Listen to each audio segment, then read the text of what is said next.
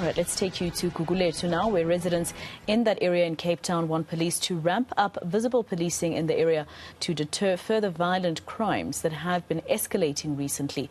Today, they're delivering their demands to Police Minister Gugulethu and Minister in the Presidency, Gugulethu. Let's go to eNCA reporter Nobesuthu Hejana, who's been following that story for us, and she joins us now live. Nobesuthu, we saw very interesting scenes there with Gugulethu, using the highest pitch of his voice at some point. What happened?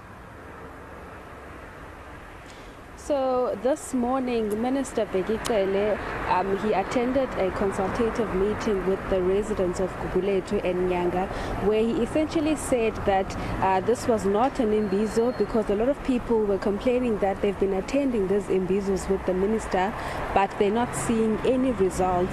So he did say that at this stage, he's pleading with community members to work with police, because police can't fight crime alone. They need to work with citizens.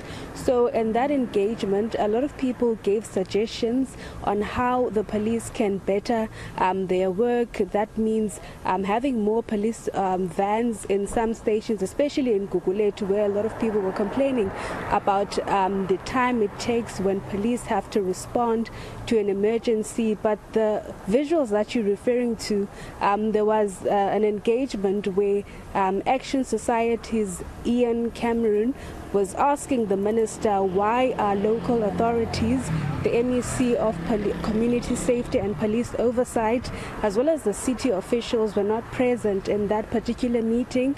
And then he accused the minister of politicizing all of this and saying that he should put his differences aside and put the lives of the people who are constantly being killed in the locations, and ensuring that neighborhood watches are protected and they are also armed or trained to be able to deal with the criminals. But then the minister was saying that Ian was a bit rude, and then he had an exchange with him saying that he was just being sent to sort of like ruin that whole engagement. That's why we saw those visuals earlier on.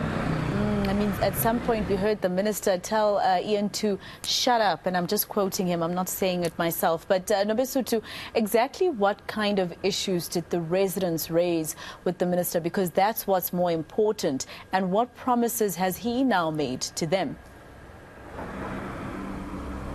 So the minister says there's no resistance from his office in working together with city officials, the provincial MEC or the safety authorities, in ensuring that they bring about safety in the communities. In fact, he said today's meeting was not an imbizo, but just to prepare and listen to the community members. He's saying that his upcoming meeting, where he's expected to also be joined by local authorities, that's where they will say what solutions will be brought in and when exactly will those solutions be implemented. In fact, he was also telling us, the media, that his office is looking at trying to see if it's possible to see whether police can work over weekends and there are no off days taken over the weekends, because they've noticed that a lot of crimes are committed over the weekends, and saying that it's something that they are looking into.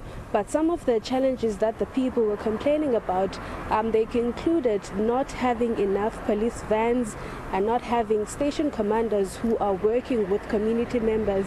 And in Gugulethu, they were also saying that the previous station commander, he left the station in bad terms with the community.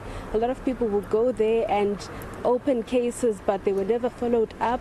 But the minister says areas like Harare in Khayelitsha, as well as Zamora, police have been able to sort of decrease the crimes committed in those areas, and saying that it's something that they want to see change in all societies or all areas across the city. All right, Nobesuthu Hejana in Cape Town. Let's leave it there for now.